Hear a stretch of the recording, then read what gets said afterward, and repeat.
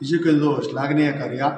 ನಮ್ಮ ಜಗದ್ಗುರುಗಳಾದಂಥ ಶ್ರೀಯುತ ಬ್ರಹ್ಮಪೂಜ್ಯ ಶ್ರೀ ಶ್ರೀ ಶ್ರೀ ನಿರಂಜನಾಥಪುರಿ ಸ್ವಾಮೀಜಿಗಳು ಅವರ ಆರೋಗ್ಯವನ್ನು ಲೆಕ್ಕಿಸದೆ, ಅಂದರೆ ಅವರಿಗೆ ಭಾಳ ಆರೋಗ್ಯ ಚೆನ್ನಾಗಿದ್ದಾರೆ, ಆದರೂ ಸಹ ಮಳೆ ಬಿಸಿಲು ಚಳಿ ಮಳೆ ಗಾಳಿ ಅಂದೆ ಇಲ್ಲಿ 2 ವರ್ಷ ಅವರೇ ಇಲ್ಲಿ ತಂಗಿದ್ದು ಖುದ್ದು ಪ್ರತಿಯೊಂದು ಇಟ್ಟಿಗೆ ಯುವಕರನ್ನು ಅವರು ಅದನ್ನು ಉಸ್ತುವಾರಿ ನೋಡಿಕೊಂಡು ಮೇಲುಸ್ತುವಾರಿ ನೋಡಿಕೊಂಡು ಈ ಒಂದು ಕುಟೀರನ ನಿರ್ಮಾಣ ಮಾಡೋಕ್ಕೆ ಕಾರಣೀಭೂತರಾಗಿದ್ದಾರೆ. ನಾವು ಮೊದಲಿಗೆ ಸಮಾಜದ ಪರವಾಗಿ ಅವರಿಗೆ ತುಂಬ ಧನ್ಯವಾದಗಳನ್ನು ಅರ್ಪಿಸ್ತೇವೆ.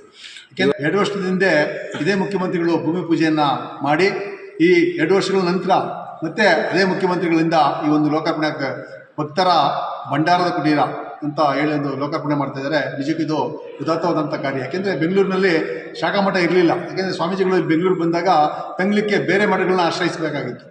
ರಾಜರಾಜೇಶ್ವರಿ ದೇವಸ್ಥಾನಕ್ಕೆ ಹೋಗಬೇಕಾಗಿತ್ತು, ಇಲ್ಲಂದರೆ ಕೆಂಗೇರಿ ಇರ್ತಕ್ಕಂತಹ ಯೋಗಾನಂದ ಆಶ್ರಮಗಳ ಮಠಕ್ಕೆ ಹೋಗಬೇಕಾಗ್ತಿತ್ತು. ಹಾಗಾಗಿ ಈ ವಿಚಾರವನ್ನು ಮನಗಂಡಂತಹ ನಮ್ಮ ಇಲ್ಲಿಂದ ಸಮಾಜದ ಮುಖಂಡರಾದಂಥ ಶ್ರೀಯುತ ಮಹೇಶ್ ಅವರು, ನಂಗಾಯನವರ ಮಕ್ಕಳಾದಂಥ ಶ್ರೀಯುತ ಮಹೇಶ್ನವರು, ಈ ಭೀಮನಕುಪ್ಪೆ ಮಹೇಶ್ ಅವರು ಈಗ ರಾಮವಳ್ಳಿ ಪಂಚಾಯತಿ ಅಧ್ಯಕ್ಷರಾಗಿದ್ದಾರೆ. ಅವರು ಒಂದು ಜಾಗನ ಉಚಿತವಾಗಿ ಮಠಕ್ಕೆ ದೇಣಿಗೆಯಾಗಿ ನೀಡಿದರು. ಆ ಮುಖೇನ ಇವತ್ತು ಪ್ರಾರಂಭ ಆದಂಥ ಈ ಕಟ್ಟಡ ಇವತ್ತು ನಿಜಕ್ಕೂ ಒಳ್ಳೆ ಉದಾತ್ತವಾಗಿ ನಿಂತಿದೆ. ಯಾಕೆಂದರೆ ಸಮಾಜಕ್ಕೆ ಭಾಳ ಕೆಳಗಡೆ ನೋಡಿದ್ರೆ ನಾವು ಭಾಳ ಸಂತೋಷ ಆಗುತ್ತೆ. ಯಾಕೆಂದರೆ ಪ್ರಸಾದ ಕುಟೀರ,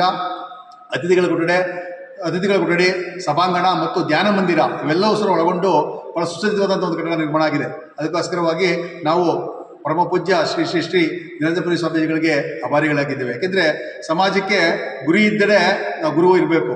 ಆ ಗುರುವಿಗೆ ನಮ್ಮ ಗುರುಗಳು ಈ ಒಂದು ಎಲ್ಲರೂ ಸಹ ಒಟ್ಟೊಟ್ಟಿಗೆ ಕರ್ಕೊಂಡು ಹೋಗುವಂಥ ಕಾರ್ಯವನ್ನು ಮಾಡಿದ್ದಾರೆ.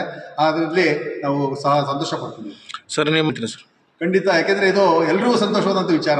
ಯಾಕೆಂದರೆ ಬೆಂಗಳೂರಲ್ಲಿ ಈಗ ಬೆಂಗಳೂರು ಶಕ್ತಿ ಕೇಂದ್ರ ರಾಜಧಾನಿ, ಈ ಬೆಂಗಳೂರಲ್ಲಿ ನಮ್ಮ ಸಮಾಜದ ಹೇಳ್ತೀವಿ ಸಮಾಜದ ಇಲ್ಲಿ ಬೆಂಗಳೂರಲ್ಲಿ ಕರ್ನಾಟಕದಲ್ಲಿ 3ನೇ ಜನಾಂಗ ಅಂತ ನಾವು ಹೇಳ್ಕೊಳ್ತೀವಿ. ನಮಗೆ ಒಂದು ಮಠ ಇರಲಿಲ್ಲ. ಆ ಮಠ ಇರಲಿಕ್ಕೋಸ್ಕರ ಜನ ಬರೋಕ್ಕೆ ಅವಕಾಶ ಆಗ್ತಿರ್ಲಿಲ್ಲ.